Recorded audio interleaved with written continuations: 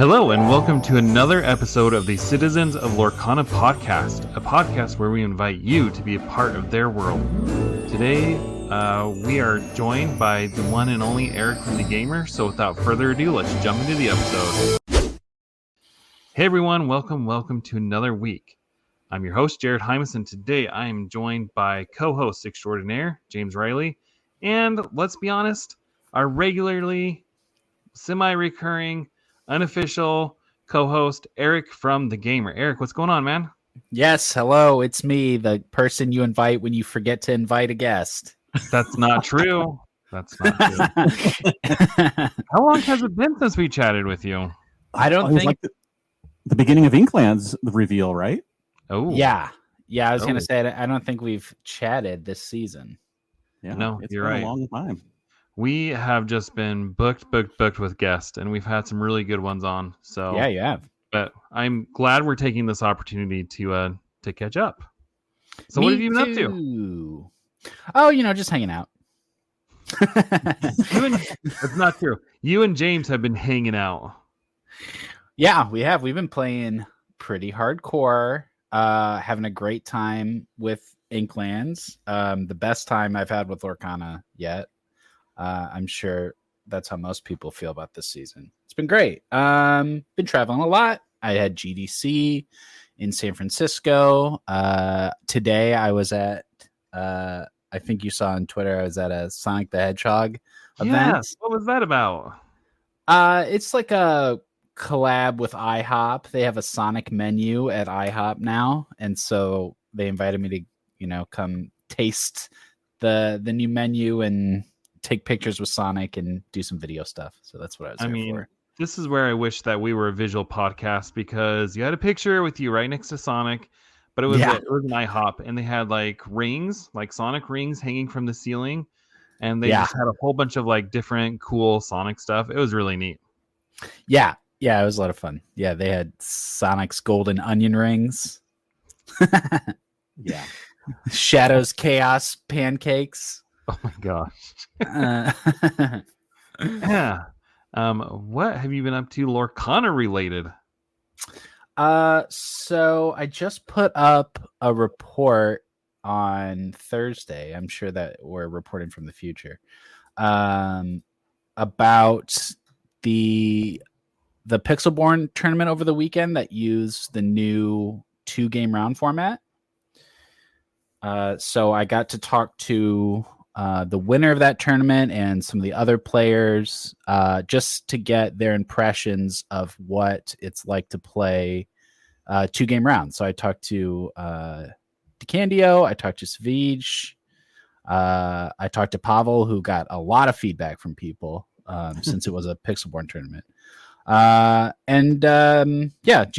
can talk about that. I can tell you a little bit about what the folks are saying. Yeah, that's a big topic right now after 300 people played in a tournament that used it. And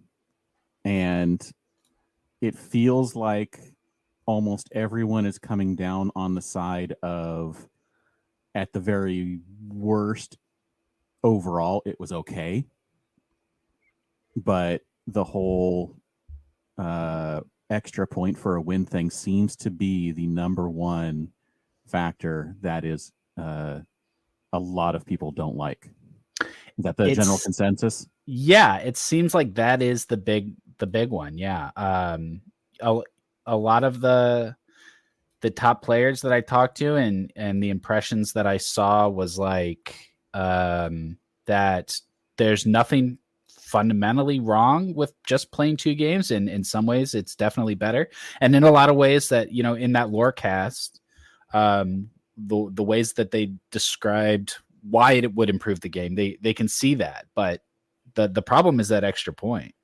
The problem with the extra point is it's a few things. Like, one, it informs the kinds of decks that have a better chance to be successful. Like, it has the potential to shape the meta all by itself, because a more polarizing deck, one that wins, has good matchups and bad matchups, will earn more points than decks that are more fair, that don't have good and bad matchups that just are kind of try to be more even across the field. And I don't think, and I personally, I don't think it's good for the structure of the tournament of any tournament to decide the meta.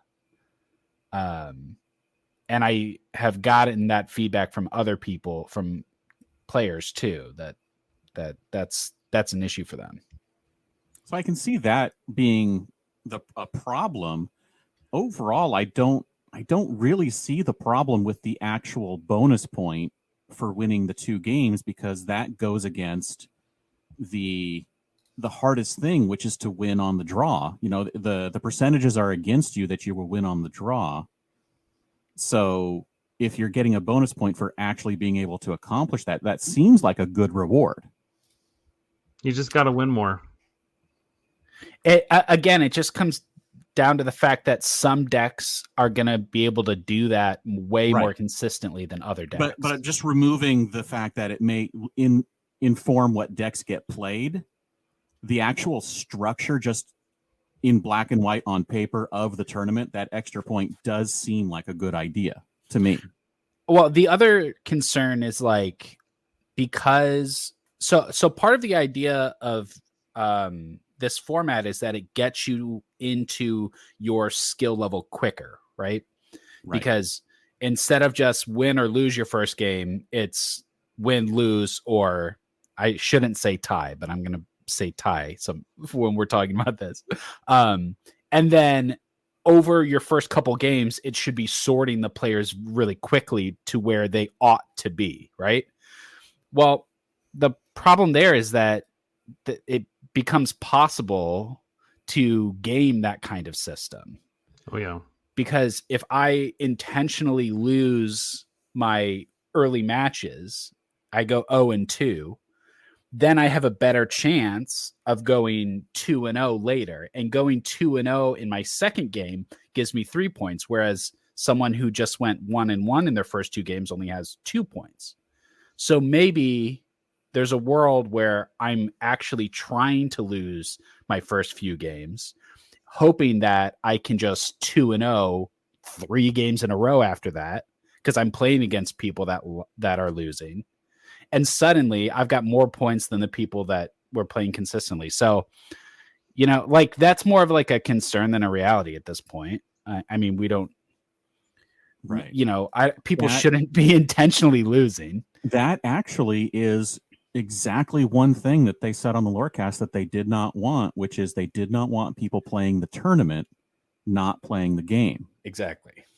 And so that is definitely something that could and would become an issue for them if that's what people started doing. But how do you do that? How do you prove that? I mean, if we saw top 16 players and a bunch of them lost their first 3 matches, right, that would be pretty clear. Now, in this first event, DeCandio had the best record going into the top 16. So that wasn't the case at all. Like the winner of the tournament also had the best record. So like what the concern, while I think it's valid, it didn't bear out at all in this one event. What did bear out, which I thought was more interesting, is when I talked to, I've always said Savage. Is that right? I don't know. SAVJZ. I've never heard him say it, and I've always said Savage. I hope that's right. I'm sorry, Savage, if that's wrong. I've been a fan since the Hearthstone days, but Savage told me after the event that Emerald decks have a big advantage, specifically discard decks, right? Because when you mulligan very differently against a discard deck than any other deck. So in this 2-game format, the Emerald decks have a better going on the draw advantage, because if you don't know you're playing against an Emerald deck in game 1, they're stronger against you, and then in the second game when they go first, they have the advantage as well. So, and then what we saw was lots of Emerald decks, like 3 of the top 16s were Emerald Steel decks. Right. So I want to ask you a hypothetical question here. So let's say hypothetically, you're talking about these top 16 players. A lot of them throw their first matches, but they end up in the top 16. What would be your proposal to fixing that? Get rid of the bonus point. So if you get rid of the bonus point, I mean, I don't know. Like, how does that work out? Like, for me, the bonus point just makes the tournament more easier. And I'm sure there's computers and algorithms that can figure it out. But I don't know. You just think getting rid of that bonus point would make things easier or more fair? I think that like what has to be weighed here is, do these potential negatives like outweigh the benefit of having the bonus point?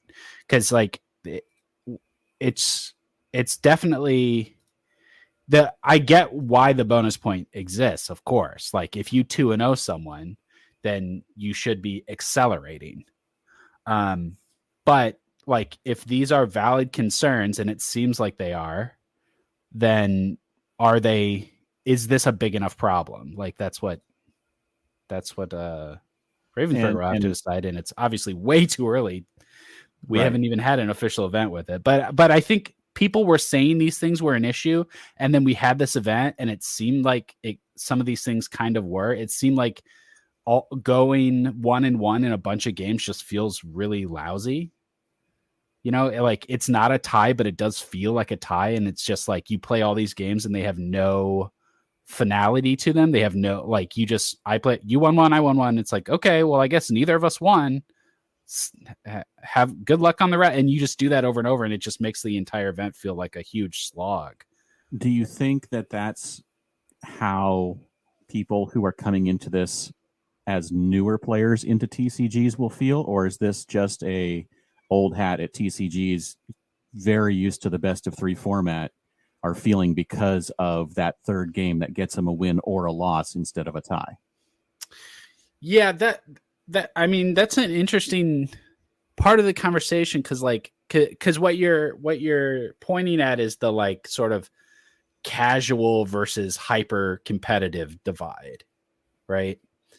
Like the new player experience, the like not so sweaty experience versus these like seasoned, have years and years in TCGs and don't want change necessarily. But like the reality is like if you're going to a tournament that's probably out of state, you're paying the fee. Like there really isn't much of a distinction between, you know what I'm trying to say? Like you're a tournament goer, right? Like everyone there is a tournament goer.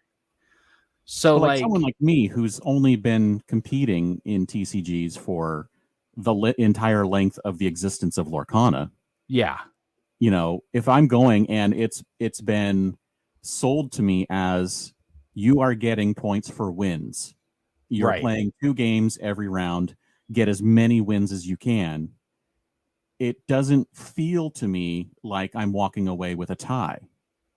It feels to me like, well, I didn't get as many wins as I could have. On to the next round. Let me try and get more wins.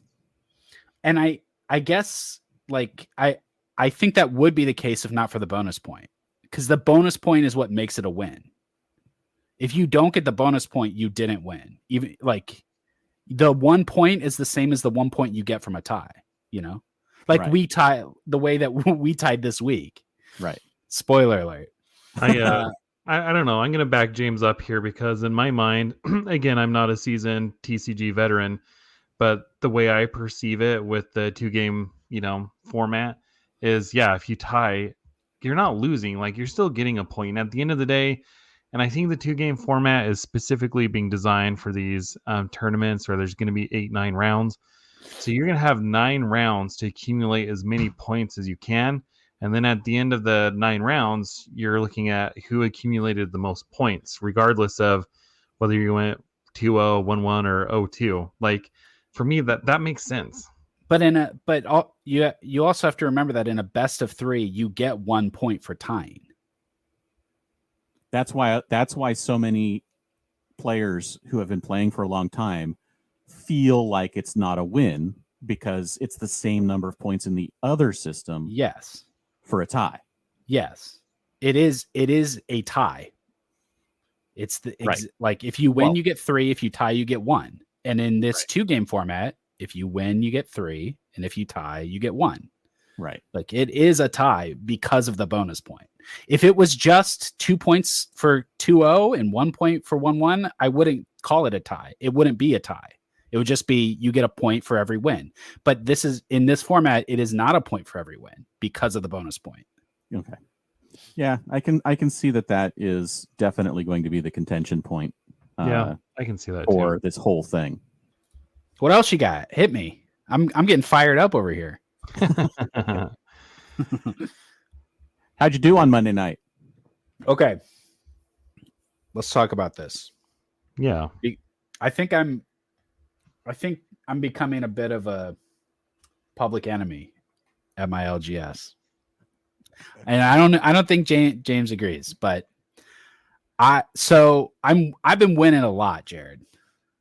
I've been winning a lot. I got all the pins in the first 4 weeks, and I didn't go one of those weeks. Dang. Yeah, You are guess how a many pins public I have. enemy. Guess And how many so pins I have, Jared? I don't know. How many? 0. 0? Oh, you and me. 0 from this season. and the other thing was I was playing a different deck every week. Wow. So it wasn't like, oh, I was just like playing some broken thing that nobody could figure out how to beat, like, and I'm still playing a different deck every week. This week I did not win. Unfortunately, James did not win either because in the last round we tied. We played each other and we were bad and we tied and we didn't finish the third game. So someone else who went undefeated won. So we're playing different decks every week. We're building the same decks and testing them out. And one, because I definitely believe that you need to play every deck to know how to beat every deck, but also because we're trying to sort out what we're going to play at the set championship and what I would have played in Atlanta and playing the world's tiniest violin for myself. There's still hope, right? We could all still go to Atlanta. Yeah. So we're trying to figure out what's going to be the best choice right now. We're trying to make sure that we're competent with every deck so we know how other people are going to run them. So we've been running different decks every week. This week was Ruby Amethyst week, and we both crushed. We got to the final table, and we could not beat each other.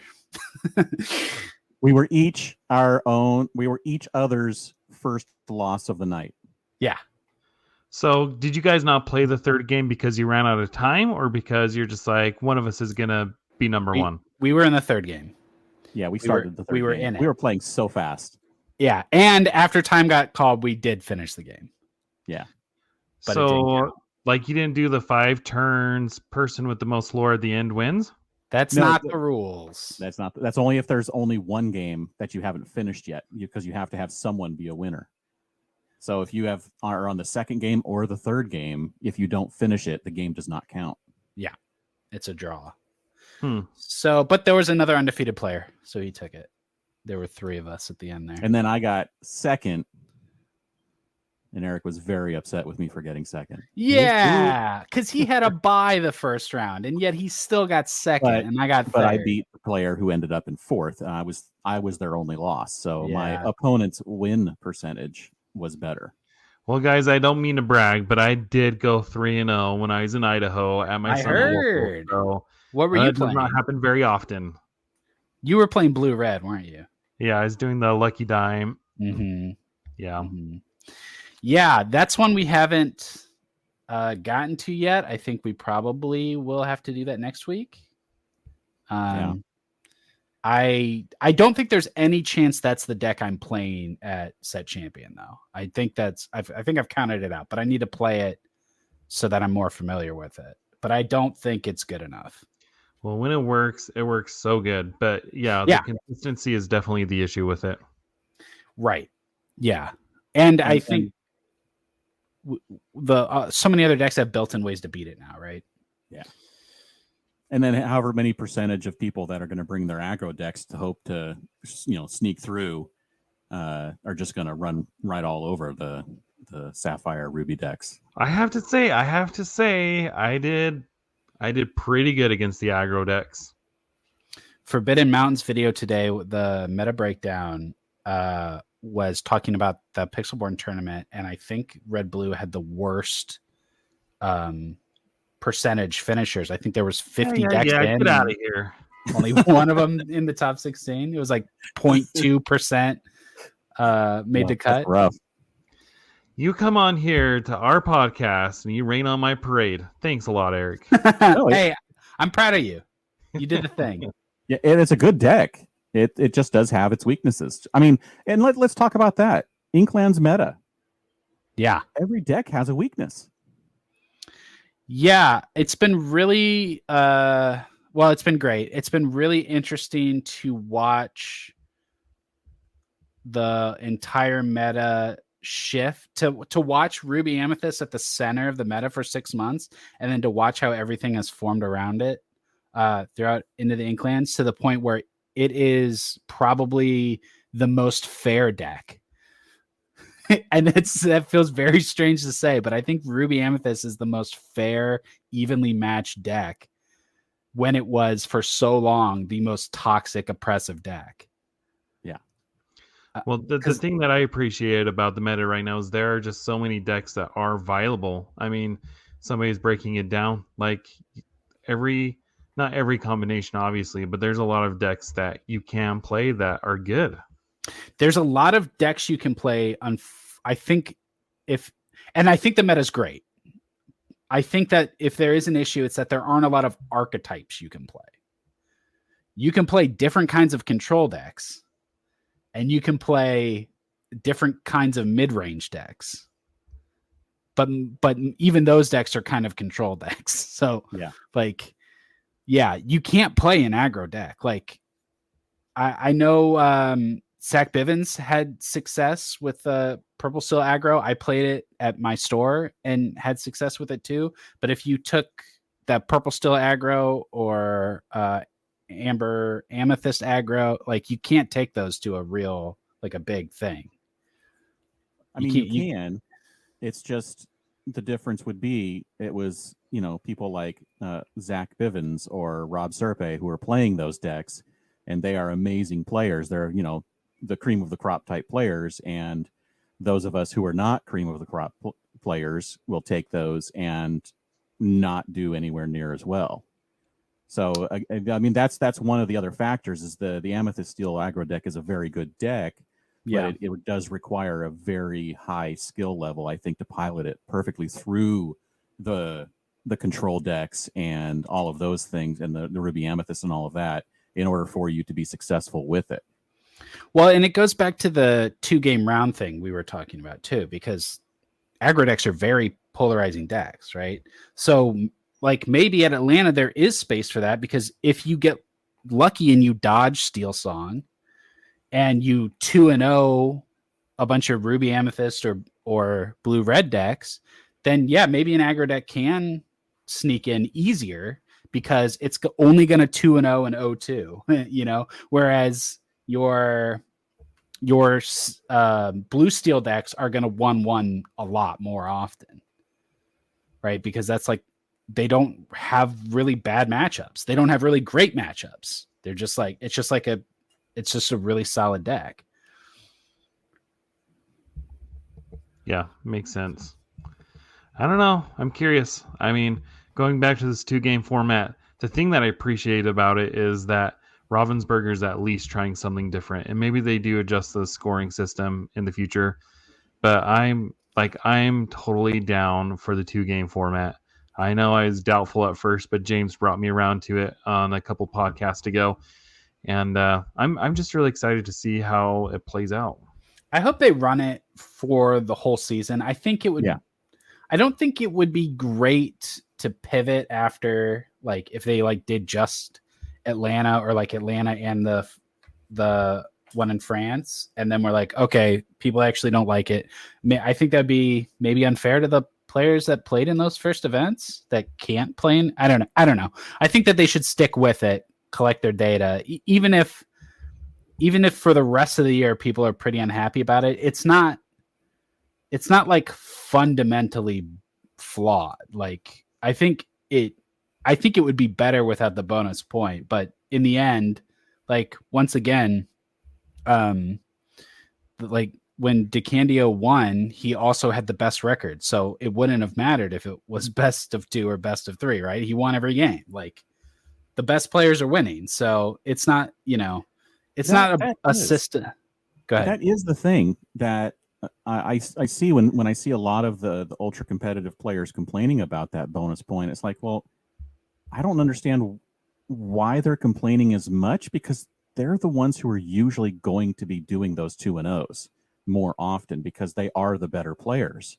And so it's going to be usually at least some of them in every top 16 that they go to. So, it's benefiting them, that bonus point, because they're going to be earning it more often than other people. Right. Well, yeah, but it's all those other things too. It's the fact that your games always feel like ties. Right. It's that you feel like some decks are just better for this structure than other decks. Yeah. It's all those other things too. But I do agree that they need to stick to the format for the entire season so that we can get the entire season's worth of data and see I think how it so. looks. And that way, like you said, so it's not unfair to a certain segment of the players. Like if they switch at any point in the season, then it would feel like whoever was on either side of that got something better than the other part. Yeah, and it has to be, it also, like, however it ends up changing or staying the same, it needs to be based on more than just like feelings. Yes. And if maybe some big team out there will find a way to game this super hard by loss trading, and then they'll know for a fact, like, okay, this system doesn't work.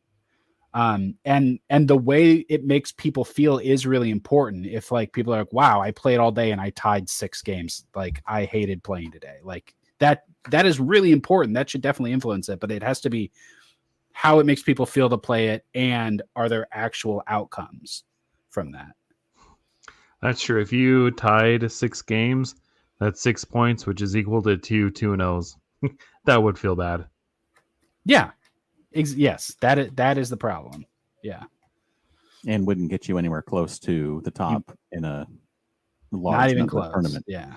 Which, I mean, if they're tying these promo, like one of the promo cards to how many points you accumulate, hopefully it's something achievable. Like if there's 6 rounds, 6 points. Well, are they doing that? Well, it's kind of implied. The Let It Go promo, they call it a top 64, but they kind of around that and said, but it's going to be point based. They didn't say it. They said, I don't know if they even said specifically that it's point based, but they said that we may give more of them out than 64. So it kind of feels like it's going to be point based, like you have to reach a certain point threshold at the event. So like maybe if it's top 64, maybe they're going to give it to everyone who gets at least 12 points or 14 points or whatever it may be. Because I think the math is that you have to get around 15 or 16 points to make it into the top 16, was it? Knives Nerd Corner. Knive did a bunch of the math, and he figured out what statistically is going to be the most common threshold to get into the top the next day. And so if they're giving away top 32 for one card, and that's how many are going into the second day, but they're also giving away another card for the top 64 or whatever it may be, then yeah, I think it's going to be a point threshold, and they'll just give them out to whoever hits a certain point threshold. Well, if I remember correctly from this 300 player Pixelborn one, if you hit 5 2-0s out of your, I think it was 9 games, then you were safe for top 16. Yeah, I think that was the point threshold, was like just over 15 points was the average of all the people who entered in. And then there was 2 players who had that record that got them in that number of points that would have gotten them in, but there weren't enough spaces, so they didn't get in based on the tiebreakers.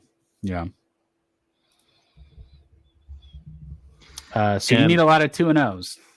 And while we're speaking of knives, I want to give him a shout out. I've really been enjoying his tweets lately where he breaks the math down because what he says a lot of times makes a lot of sense to me. Like it really helps me understand and contextualize what this new 2-game format's going to look like.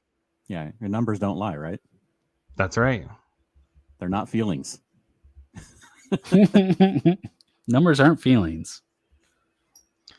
All right. So one of the things that happened today is we mentioned it last week where the date on the Chicago on sale ticket page was April 7th, but that was just a placeholder.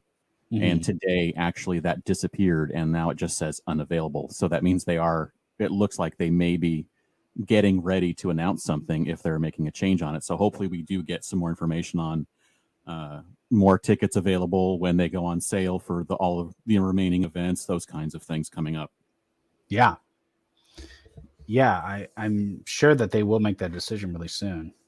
At this point, though, let's talk about those events. At this point, if for someone like us who wants to play at one of the DLCs, do you just try and get a ticket to all of them? And just if you actually manage to get a ticket, it doesn't matter where it is, on the continent, you're going to go.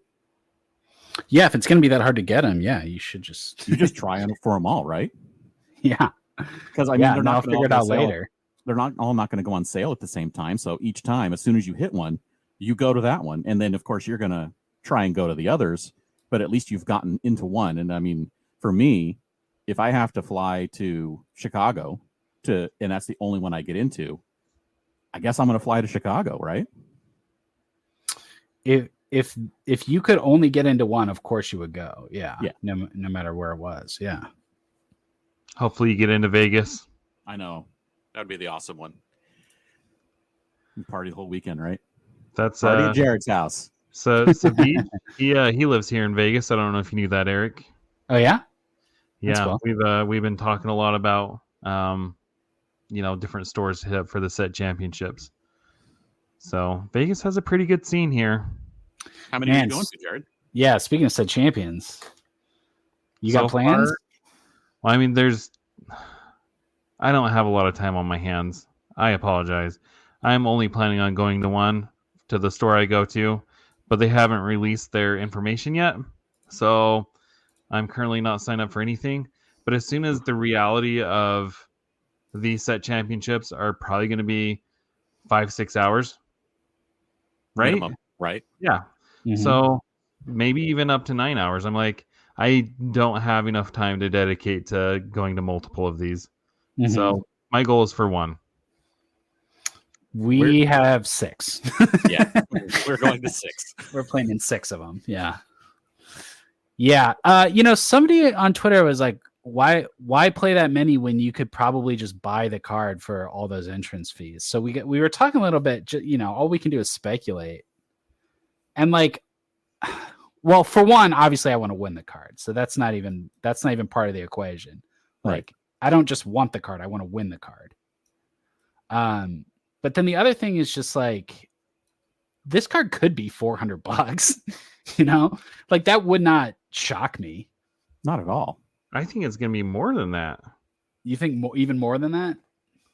I mean, yeah. What I've been hearing people say is that it could be Enchanted Elsa levels worth of money. I just don't think it's going to be Enchanted levels Elsa right away. So it's going to do that whole thing that all collectibles do. As soon as it starts hitting the market with that very first couple of days of events, it's going to be through the roof. It's going to be $1,000, $1,500, whatever. But then as people win them, and people who win them don't want them or just did it for the prestige of winning it and then they want the cash, they will start selling them and the price will come down as people want to sell them quicker to just get the cash. So I think that entire week it's going to drop, and I think it's going to drop to as low as maybe $250. That's what I think the floor might be. Like if you just this is just like my opinion, but if you want to buy the Stitch, you need to be scouring all the Facebook groups and eBay and all the other sales sites on Sunday and Monday of the last bit of the tournament on I think it's the 27th and 28th, because I think right around 27th, 28th, 29th is when the most cards will be available for sale.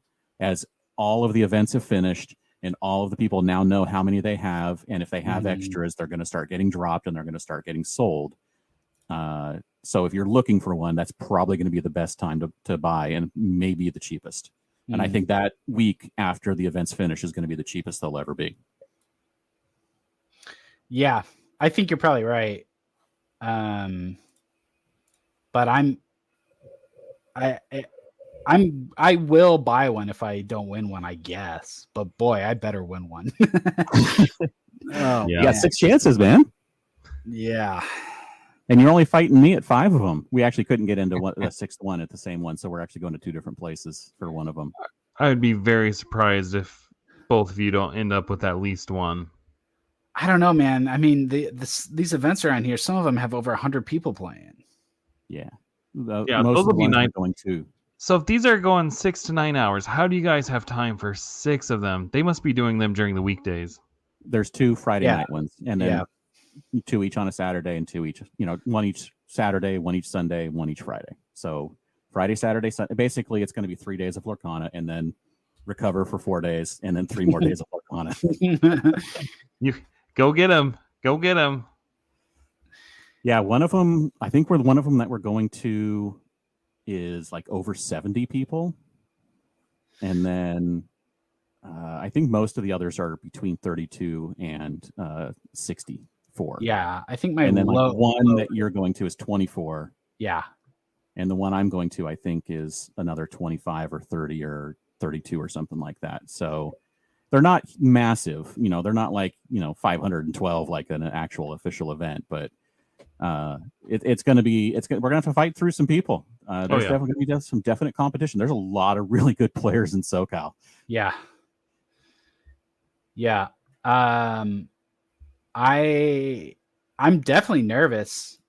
I mean, yeah, I'm not confident just because it's a card game and there's variance, and I guess I'll be able to comfort myself when I lose that it's just like, well, that's card games. But boy, I really hope I get one. I know. Just one top 4. Yeah. I just want the card. So have we heard, are they doing best of 3 or are they doing 2-game format for these? I think they actually suggested they do best of 3s. Like almost like you should do best of 3s, I think is the messaging that they sent out. Like, don't test the best of 2 on these events. Interesting. That's from what I've seen. I think that's what the messaging is. So speaking of gameplay and rules, Eric, what was your big takeaway from the comprehensive rule drop? Reveal your card, then pay for it.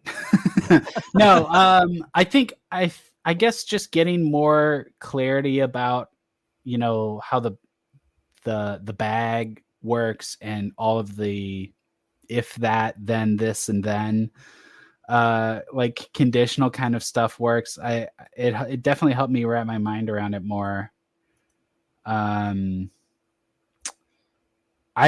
was nothing super revelatory in there. I mean, I know we waited for it forever, but it wasn't.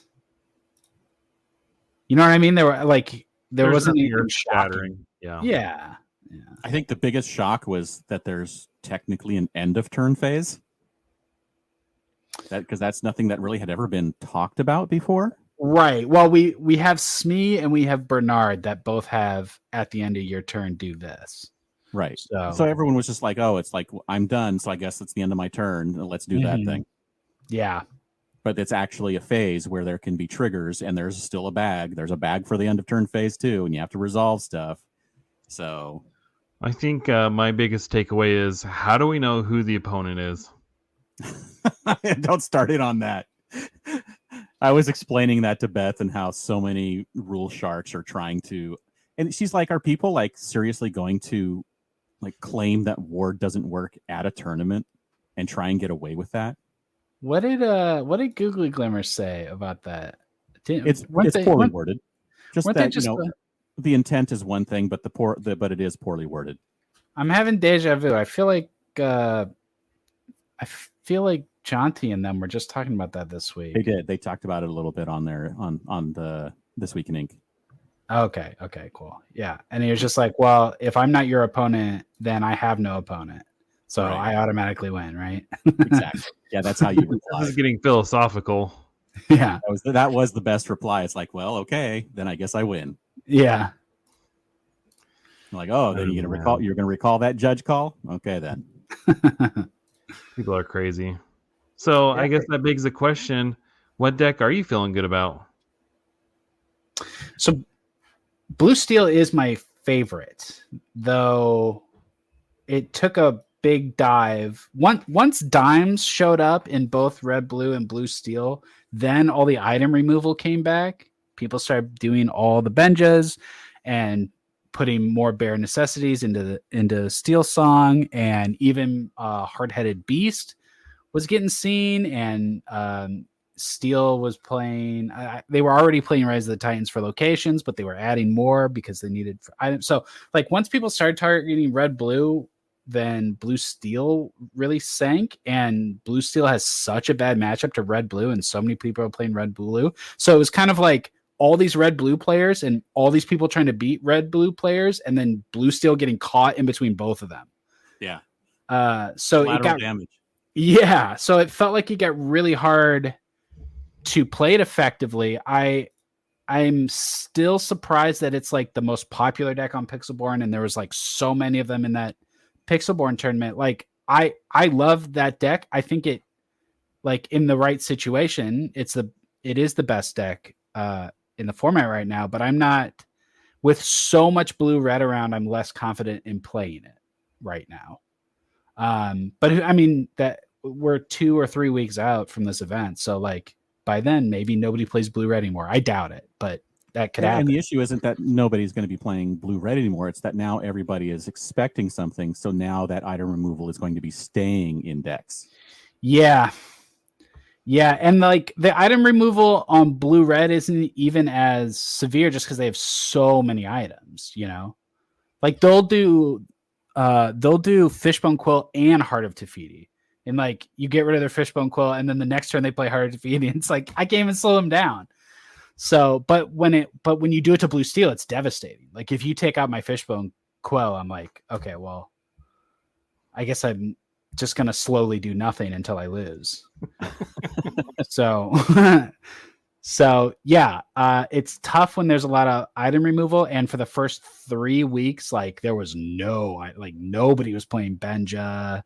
People really weren't even playing Bare Necessities that much. I didn't see a lot of Steel Song players at all, but anyway, I wish I could say I'm going to play Blue Steel and feel confident in it, but I don't.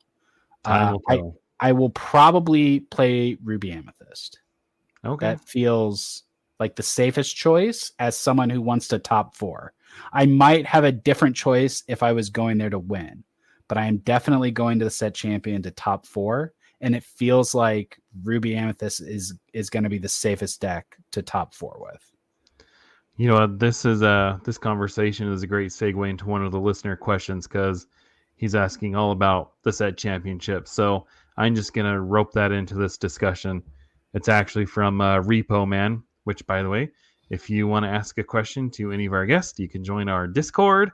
We have a channel called Podcast Questions. Okay. So the first question he asked a whole bunch of them. And it's Repo Man, if I didn't say that. How are you guys preparing for set championships? You kind of talked about that already. I mean, Eric, you talked about how you're running new decks. You're trying to understand how every deck works. I mean, I'm guessing you guys are. Let's just answer this question. Let's answer this question really long, because we've been talking about it. We've been, like I said, we're practicing together, but we're actually going to be forming a team. Yeah. And gathering up some players, some friends, and we're going to be trying to compete at a high level as we can. So it's going to be Eric and I, and we've asked Ixia from Lorcana HQ, who you guys met at Gen Con, and then some local players. What about Steadfast? Is he joining your team? He's got a team. Yeah, he's got a team. Oh, does he? Okay, all right. Yeah, you know, they're that upper echelon level team. So So yeah, that's what we're doing. We're practicing. We're playing against each other, and I think this is probably going to answer a lot of Repo Man's questions. Is we're talking a lot about decks. We're throwing ideas back and forth. We're testing them out. We're playing them as Eric mentioned. We're playing the different deck every week at locals, and if we can go to more than one local a week, we're trying things out of those as well. We're playing against each other whenever possible. And just from there, it's just that's all really you can do is pay attention to the meta and practice and practice and practice and practice. Yeah, that's the other thing I was going to say. We're paying really close attention to stuff as it develops. Like we're watching these tournaments every week to see what people are playing, and more importantly, how they're playing it. Because like I think like looking up deck lists after a tournament is super valuable, but that's like 10% of it. The 90% is watching a top level player pilot that deck, because you can't, other than maybe Ruby Amethyst, you can't just take any deck and know how to play it. So so watch people that are good at the game play the game, and it's really nice that Pixelborn exists because you can do that really easily. I talked about the Forbidden Mountain guys earlier. I watched their meta reports. And yeah, we're just playing a ton and refining. And I think the other really important thing, James, is we're really open to experimenting. We will try stuff that it does not phase me to do something no one else is doing. And just because everybody plays Blue Steel one way doesn't mean that's the correct way. And I think it's really important. I think you have to give yourself some credit that you can figure things out. Of course, there is a hive mind, and we're all sort of working together to build the best ideas. But that doesn't mean you're not going to come up with something that can work too. Like, no deck is perfect. There is no optimum build of anything. If there was, these decks would never change, right? Throughout the season, we haven't gotten new cards in 6 weeks, right? And yet these decks are never stop changing. So like, there is no best version of any deck. So like, we're super open to experimenting with things and changing the numbers and putting things in that other people aren't playing. Because sometimes playing a card that your opponent doesn't think you have in your deck is like the best counterplay you have. It's like, if their strategy is to play around the cards they know get played in that deck, and you play a card that they don't know is in that deck, that could be everything. So this feeds into one of the questions that he asks. He says, how do you know when a deck is good enough to pursue it further, or when it's time to cut bait and walk away from it? I mean, because you're talking about trying, different cards, different iterations. How do you know when an idea is good, and how do you know when to just wash your hands and walk away?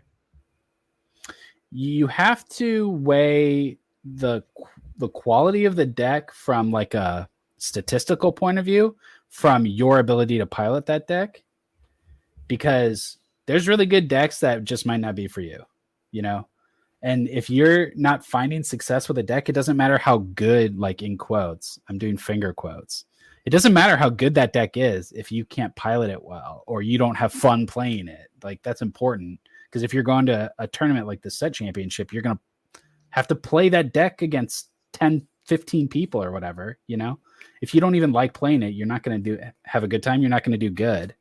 So, like, yeah, I think the question is it's bigger than just like, how do you know if a deck is good enough or not? You also have to include, can you play that deck? And, Pixelborn keeps a lot of stats. Pay attention. Like, if you're not finding success with something, you should probably move on. I'd like to point out, as the example of that, 2 weeks ago when we played Amethyst Steel, the aggro deck. Yeah. We played the exact same deck. Eric went 4-0. I went 2-2, and that was only because I had a bye for one of them. So I really went 1-2. And, I'm not that much worse of a player than Eric, but no. It is not my deck. It is not. And the other thing is, Eric played it a lot more. He had a lot more practice at it because he played it through most of the Rise meta. And yes. I played it like for 2 weeks total. And so I had no practice at it. I didn't practice it at all during the week. I just put it together the night before and then just went. the next day to Kingslayer and played, and it showed. I mean, I did poorly. I probably misplayed like every game. And so that's one of the things that, that's a learning experience.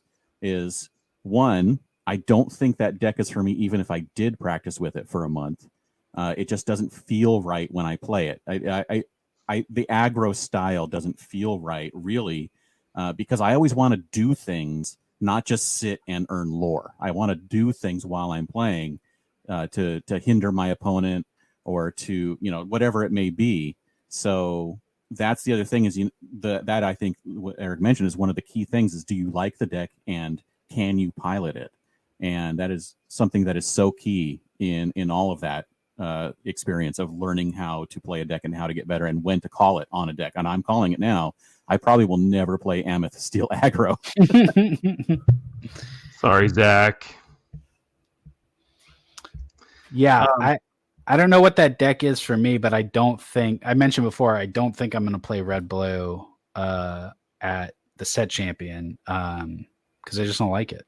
I don't like that deck. One of my biggest reasons I hated Ruby Amethyst was because of how much removal they had. Now that I'm sitting in that driver's seat, I'm like, okay, I can see why people like this. Yeah. Yeah, you have way more. Yeah. Okay, well, let's ask this next question. This is from Rodian. He says, just for fun, if you had the power to drop the banhammer on one card from each color, which cards would get the honor? And maybe we don't pick one from each color, but maybe we just take turns and choose a card that we would ban. James, go. What would you ban? Oh, wow.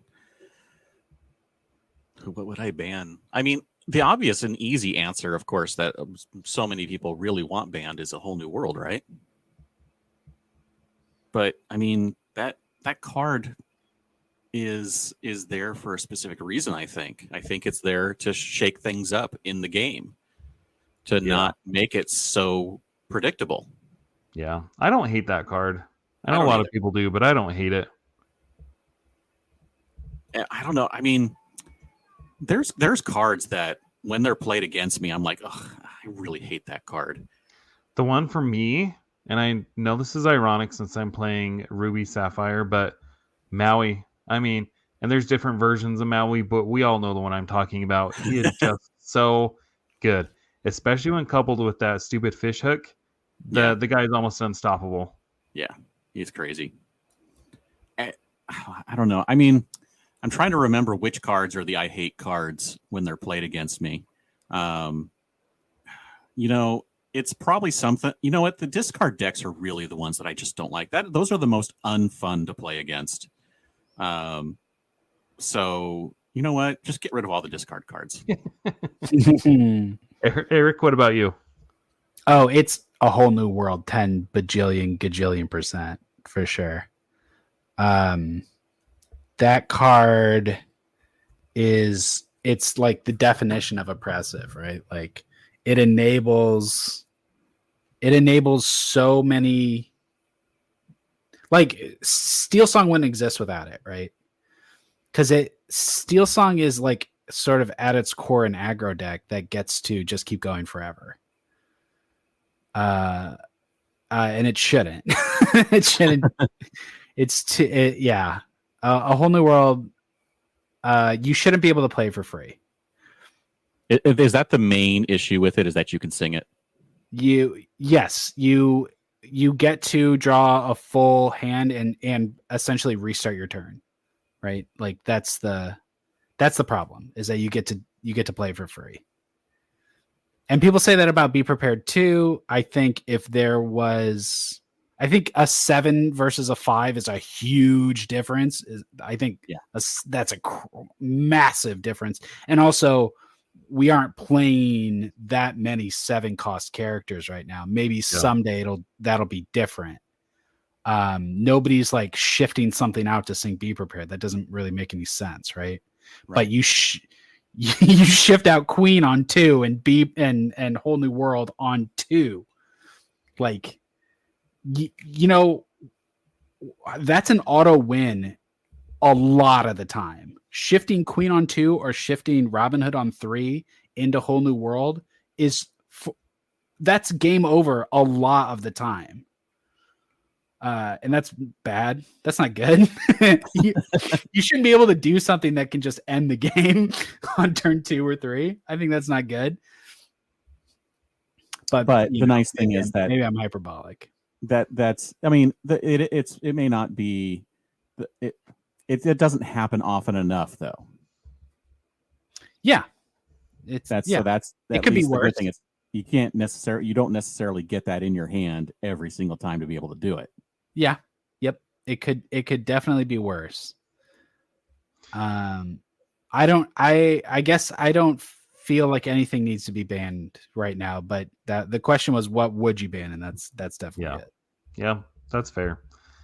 All right, well, should we move into ending segments? No, we got to talk about something else because I wanted to have some fun with this. I want to do this. So we're coming up with a team. We had a team name that we had to come up with, right? Yeah. Oh, right. Everyone has to have a name. So did we finalized a name, right? Did we? I think we should finalize it right now with Jared's help. Okay, Yes. the thing was we batted around a lot of stuff, but what we eventually settled on, we really liked the idea of our uniform just being black shirts that say discard. So we look like discards, right? Oh my like God. The vertical white text like a discard. So the name of the team had to be something discard related, and we went around a million things.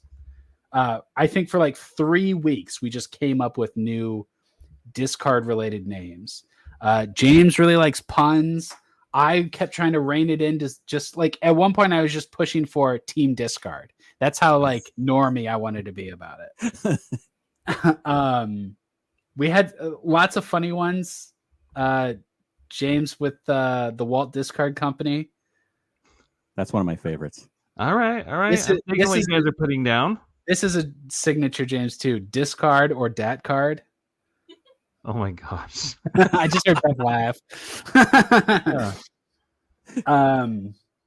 We contemplated, maybe you'll like this one. We contemplated discard Dans, and then we would all wear different colored straw hats.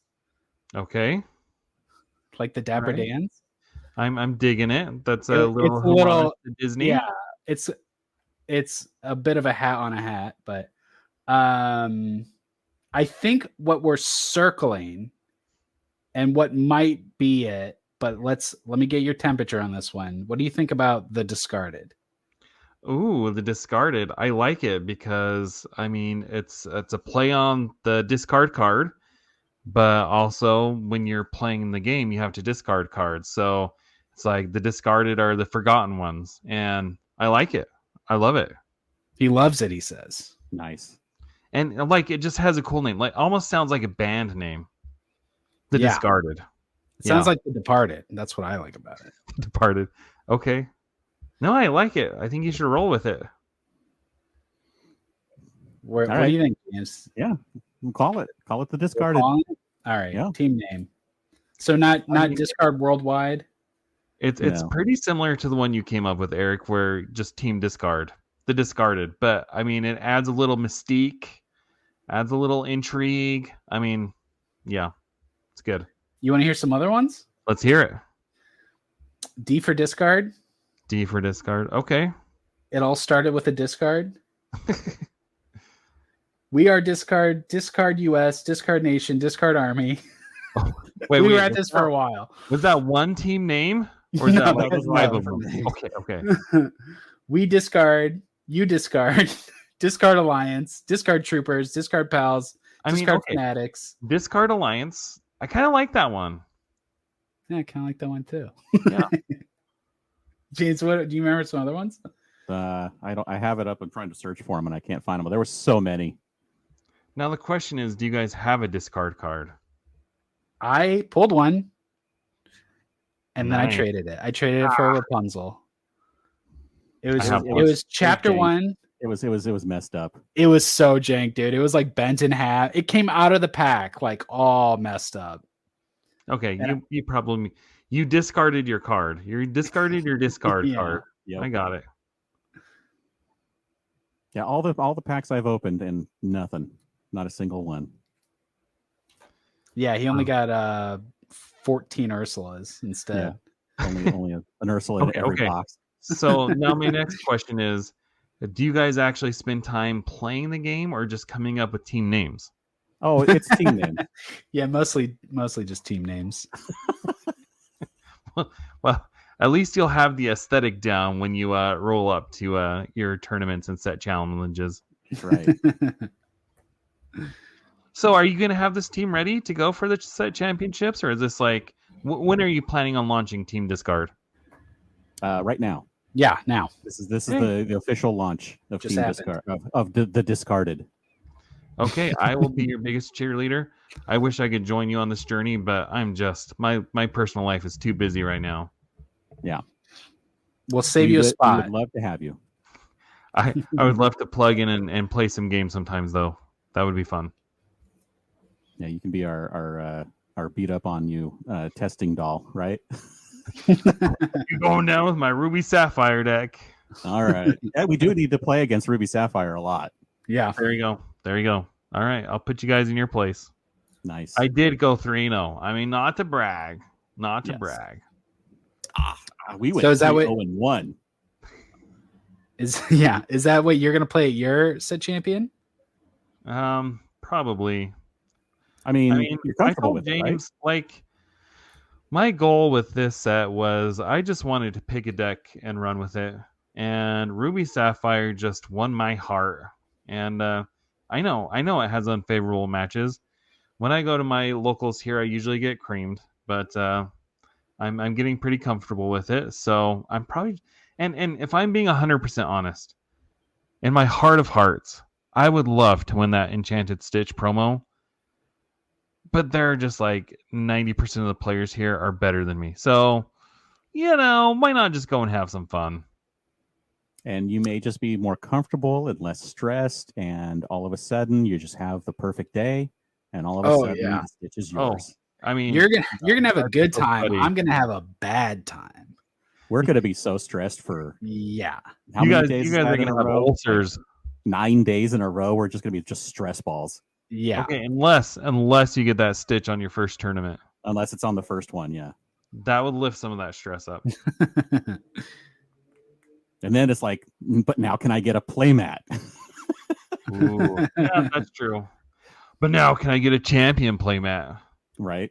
No, I don't even want the champion playmat. I want the one that doesn't say champion on it. Honestly, I mean, it just looks nicer.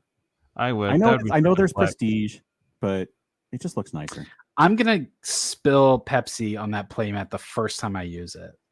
Like, Yeah, that's the thing. He's gonna use it. I'm gonna like put it in my collection because that What- thing's not getting used. what does that even mean though? You're just gonna like roll it up in a tube and put it in your closet? Like, I'll stare at it sometimes. can you grade a playmat? Can Really? can Okay. you? I gotta go with Eric. I think I would play with it too. Like, I can Well, maybe I'll play understand with it why you once. want to collect it, James, but I think that is something that I would use. I'll take it to locals once and just like, yeah, guess what, guys? Yeah, that's right. Now just go back to beating me, every week and making me finish 6th. It's all right. Well, there you go. I mean, with the discarded now officially launched, I fully expect. I mean, at least you guys are doing 12 tournaments between you. At least 6 Stitch Enchanted Oh my promos. goodness. Oh, geez, dude, I'll don't. be- look, no. if we get one each, I think we're gonna be so happy. Yeah. All Yeah, right. it's gonna be hard. In this meta, who knows what'll win? Yeah. Well, I Any will deck have would to win. follow up with you guys on mid-April when it's all over. Yeah, I for guess sure. it's the end of April. All right. All right. Now we can go on to the ending segments. We don't really have any news to cover, right? We covered it. The thing changed to unavailable on the one sale. That was it. All right. Well, rules. let's just jump straight to Jeopardy, unless you have something, Eric. Nope. Okay. All right. Okay. So this is what, your 5th time to play Jeopardy here?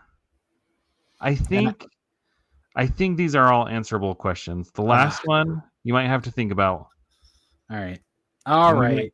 You might have to use a lifeline, but I'm just throwing it out there. Okay. So for 100, This is how Hercules kills the Hydra.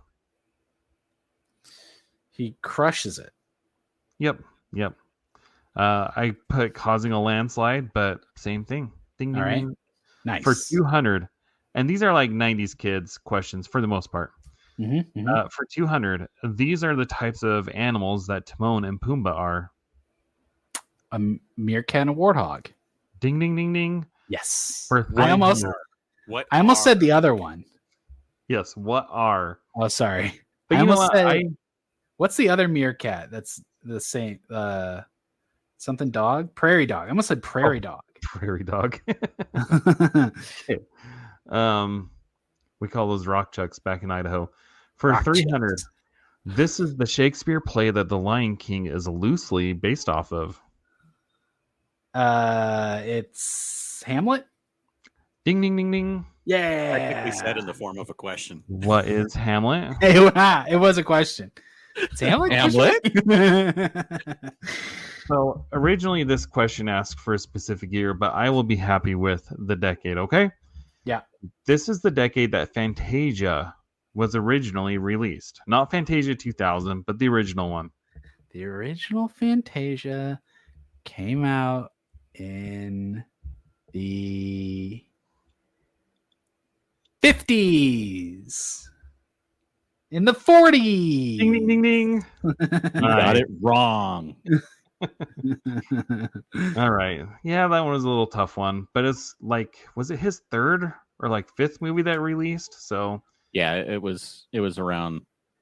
Yeah, it was around 4, 5, 6, somewhere in that range. and Snow White came out in like 37, 38, I think. 38. Fantasia almost ruined them, right? Yeah, So expensive. yeah, it did. It was such a disaster. And All now right. people only pretend to like it. Okay, Chernabog. There's some good. There's some There's good some ones in good there. bits, yes. All right, And the for animation five- is great throughout. yeah. For 500, this is the Hollywood actor that Aladdin was modeled after. Oh, I've never heard this before. I'm gonna have to guess. Uh, Somebody, Should we give him a hint, James?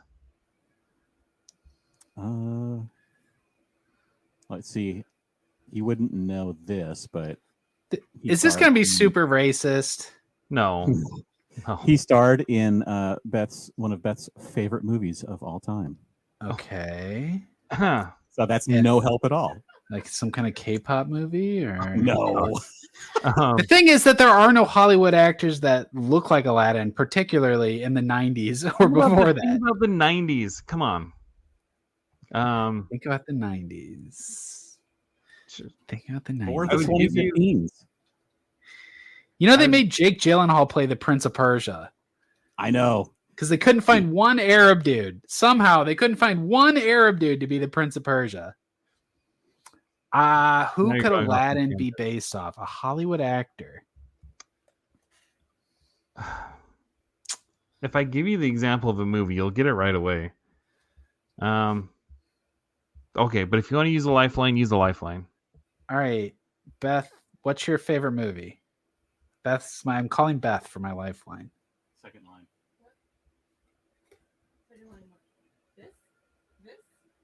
Look at who'd you call?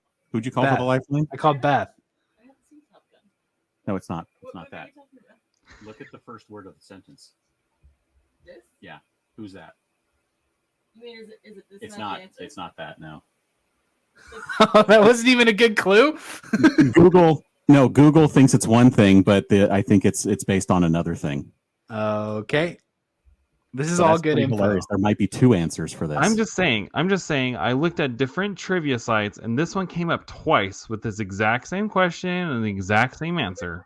They modeled after Hmm. one and then changed to this one. Okay, so Beth, in reading, the answer we have is who it was based on first, and then it was changed. Oh man. So the Now original person it was based on is the answer to that Jared is looking for, and so two people, I have no idea who they are. they're All right. actually both very famous people, and one of them is way more famous than the other, but they're both very famous. These are really good clues because there's not that many famous people out Okay, there. So Okay, Back to the Future. I knew this was going to be racist. It's Michael J. Fox. It's Michael J. Fox How's that He- racist? Oh, because he's a white man. That's cool. I guess I can see it. Yeah, I guess But I can see. But then they changed it to look more like Tom Cruise, no. Really, which to look like Tom Cruise or to act like Tom Cruise? to look like, yeah, Okay. supervising animator. Like face. Oh, geez. I think his face was supposed to be bigger. All right, that took us a long Oh, time to get there. In designing his physique, so not Oh, nothing to do with skin the color or body of a anything Tom that, but the Cruise. physique, Yeah, he had the body of a Tom Cruise. a little bit. All right. Well, thanks again for participating, Eric. So Thank it was you. a pleasure to have you on once again. We do enjoy having you on here. I mean, if people want to talk or if people want to connect with you and find out more about you, where can they find you? They can find me on The Gamer. Whoop, That's whoop. where I write my articles these days and all days. And also, I'm on Twitter. And you can find me at Epic Schweitzer and come say hi. Don't say anything weird because I will block you.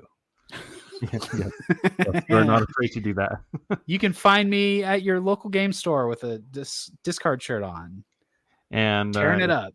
he is the local menace, so easy to recognize. Yeah, I'm the guy that's winning everything. Thank you. And if you liked what you heard on this podcast, you can subscribe to us on YouTube. You can follow us on the podcasting platform of your choice. You can find me on this website formerly known as Twitter at Citizens of Lorcana. You can also find me at your local game store, not in a discarded shirt, but maybe someday. Maybe someday. James, where can they find you? You can find me everywhere online at Dan Regal, and starting next month at the beginning of May, the San Diego Comic-Con unofficial blog will be back for our season leading up Oh my to Comic-Con. Gosh, I can't Nice. believe that. Yeah, it's already time. Time. Yep. Wow. So next month, the SD Double duty. Concast is back starting May. I think it's May 7th, whatever Tuesday, the first Tuesday in May is. We will be back for a Nice. full season of like 10 or 11 episodes leading all the way up to San Diego Comic-Con. All right. Go get it. All right. So thank you again, Eric. Mhm. Make sure you go read his article that's coming out yesterday when this drops. And thank you all for joining us, and we'll see you next time.